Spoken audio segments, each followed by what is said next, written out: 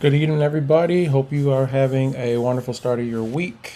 It looks like March is almost over, and it has been pretty pretty terrible, right? As far as the market goes. For this episode, I'm not really going to share a screen or anything like that. We're just going to go over some of the stats. So for the past month, the NASDAQ is down 8%. S&P 500 is down just under 8%. And the Dow for the past month is down just under 8%. So we are right on the line of correction territory. Now, typically you're going to get your 5% dips every now and then throughout the year. Probably multiple of those. You're likely to get a correction down 10%. Another thing that we don't want to see is full-blown bear market where we're down 20%. Now, a lot of individual stocks that we might be holding right now, I know definitely in my portfolio, are in bear territory, and they are down 20% from their most recent highs. I know in my portfolio hit its peak around October, right around Halloween. And since then, we've just been going down, down, down, down, down. Multiple reasons. Some of the companies like Nvidia, they've had strong earnings, but investors, it just seems like everybody who wants Nvidia already has Nvidia, and there's no new money that is jumping in. If there is new money jumping in, like it took us over $200 a share, but it didn't stay there long. Pushed it right back down, sold off below $200. And we've just been trading in that range. It's about 180 and popping back up. But right now, Nvidia's hovering 165 or just under 165, for example. So that's what's going on in the market. Me specifically, I don't like the war and all that stuff. That's where I kind of is my limit, and I don't want to be listening and engulfed in that every single day. I can deal with the political BS back and forth between Democrats and Republicans, but as far as war, people dying and stuff, that's not what I want to listen to and discuss every single day. So I've been kind of stepping back. I'm enjoying March Madness, was enjoying the NFL playoffs. And just kind of watching some sports and just watching from a distance, not really diving in, especially after the most recent earnings that we just went through. Now we are basically, tomorrow will be the end of the first quarter. April 1st will be the start of the second quarter. And hopefully the second quarter is much better than Q1 of 2026. We still have this issue between U.S., Israel, and Iran. More so U.S. and Iran as allies, and then, or U.S. and Israel, if I said that wrong, as allies, and then battling Iran. Oil goes up, oil goes down. Trump says this, Trump says that. He lies about this and that. We have political issues, as far as airports. Some airports is ridiculous lines to get through TSA. So yeah. There's a lot going on. Interest rates are going up.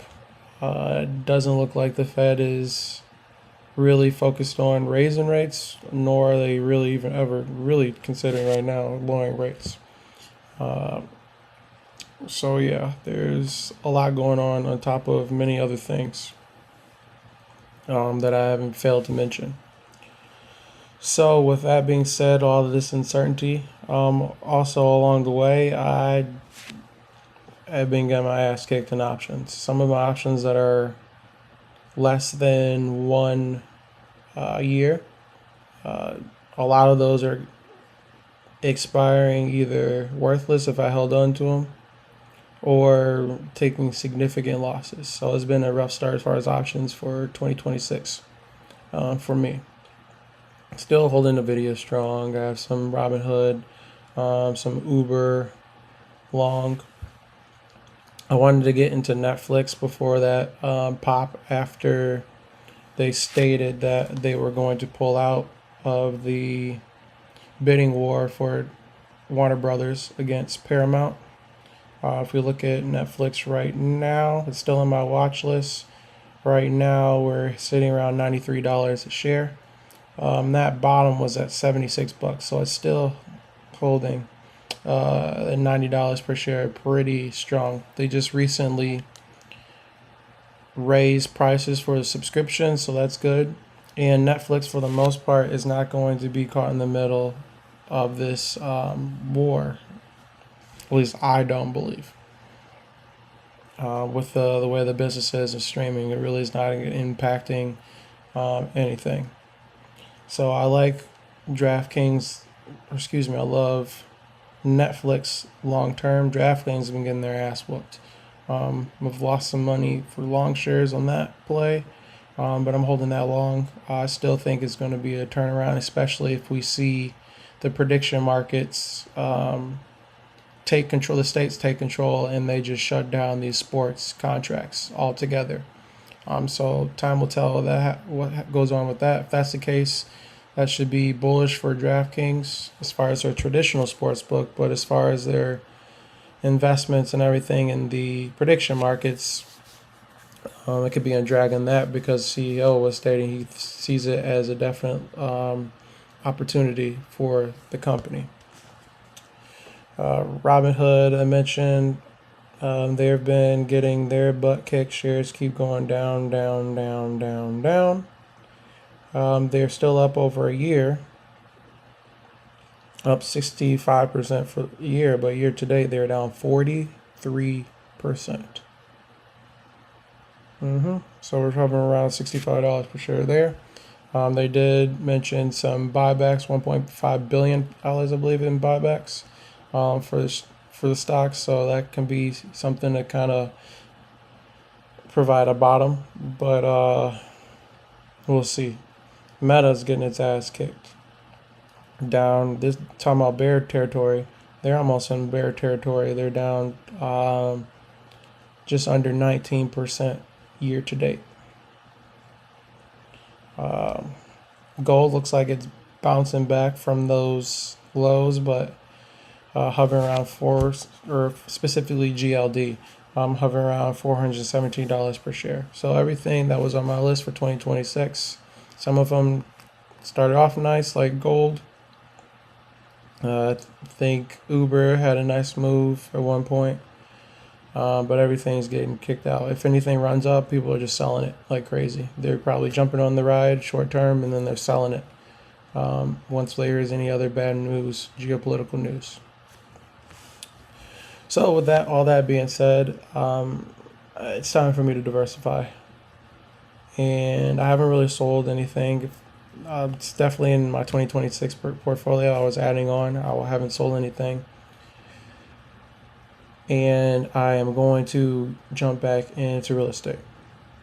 So it gave me the opportunity to really go all in on options and long-term investing and things of that nature is because I purchased my first home in 2019, I believe, 2018, 2019. And then this was in Maryland.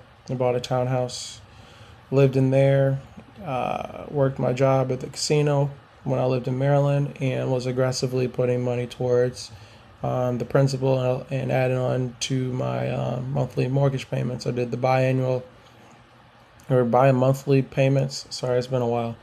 And I was able to get more payments at the end of the year by doing that. And then I started playing on top of my principal. And so I built up nice equity in the house, in which I sold the house or the townhouse in 2024 and then moved down to Mississippi. So that kind of got me a kickstart, doing things as an entrepreneur, starting a business, doing the All In Society. The name of the company is Suda Solutions Group, LLC. And I've been dabbling here and there. Pretty much I break even throughout the year.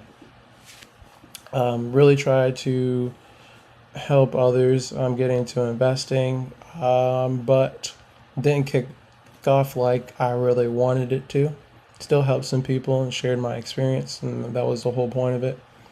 But sometimes I fall off like I did recently, posting and staying consistent.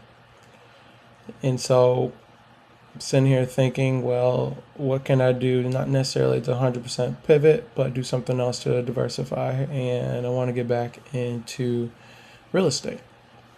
And so I'm working on some couple things down here down south.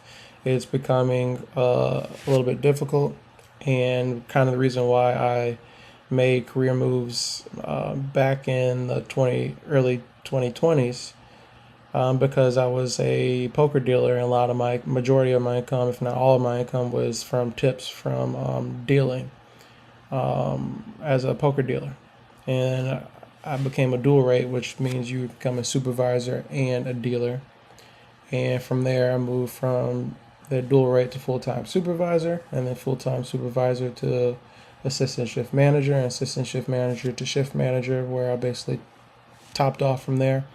There was a position that was available above that, operations manager, but they essentially cut that job. And amongst many things that was going on, what was going wrong with that company, I felt it was just kind of a dead end, and I left.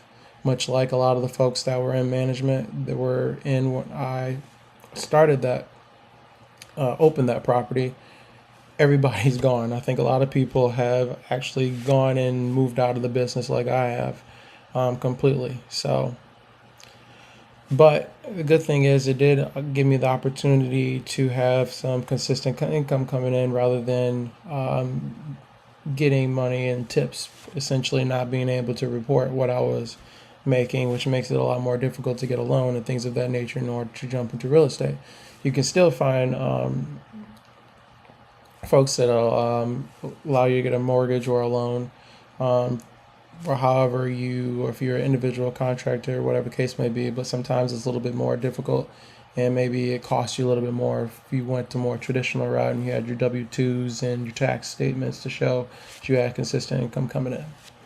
And so I might be forced to kind of go back into that route, potentially into the casino industry again. But the options down here are limited.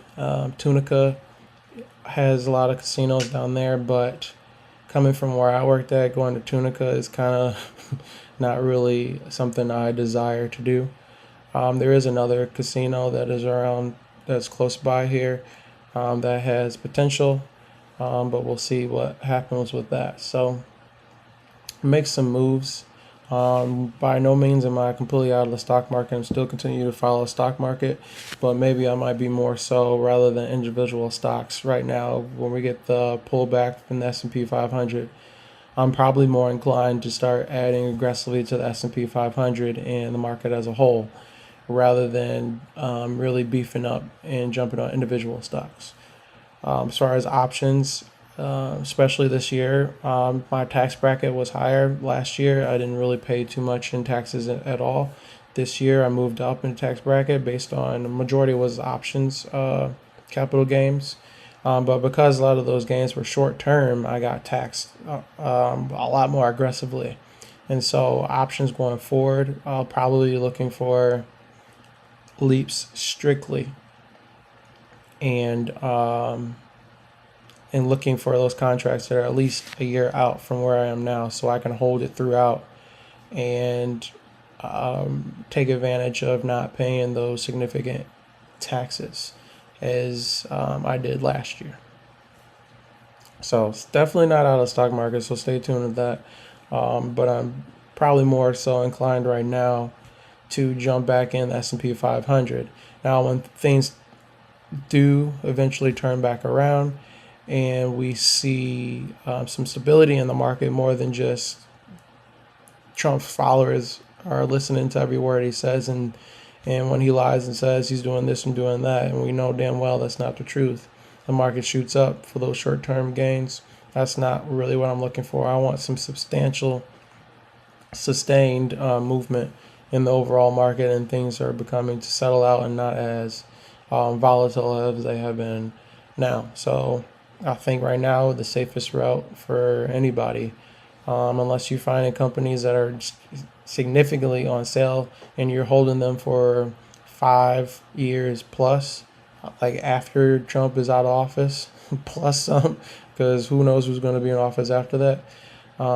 You plan to hold on to those assets for a very long time rather than just short-term trading. I'm probably just going to be focused on getting into the S&P 500, maybe dabbling a little bit into the NASDAQ, ETFs, VOO,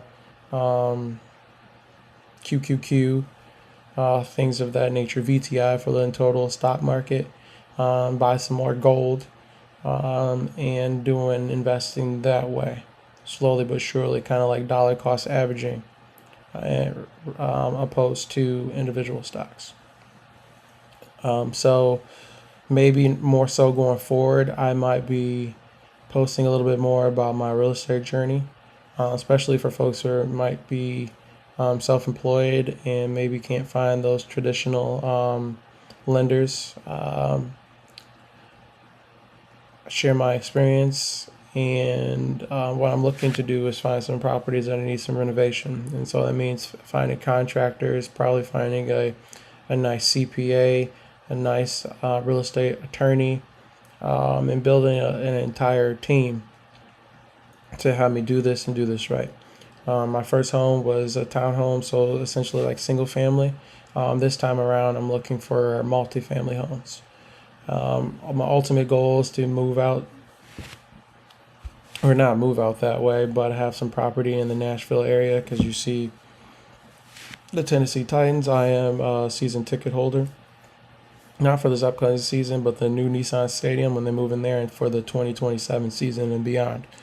So that is really kind of like my goal and my plan, is have some properties out in that area, and use those season tickets as a kind of a way to get more people to look at my property as opposed to any other properties, and a little something that comes with it. I love cooking, so maybe I'll do something as far as like barbecuing and stuff like that, and just like not a bed and breakfast, but something like that, kind of like my own version of a bed and breakfast, but like NFL, when the NFL season is here, something to really enjoy, and making it a full experience out of it, but also getting real estate as well. So I'll probably be a mix of the real estate thing on here going forward, kind of pivoting just from kind of strictly stocks, talk about real estate as well, and really I guess diversifying and kind of branching out to new things. So I apologize for the tardiness. I will be out of town just for a couple days, but I'll try to start posting some stuff on social media a little bit more, on Threads, on Instagram, and get more active in the Patreon again, and sharing my experience, like I said, for the stocks and the real estate. So I will see you guys in the next video. Enjoy your evening.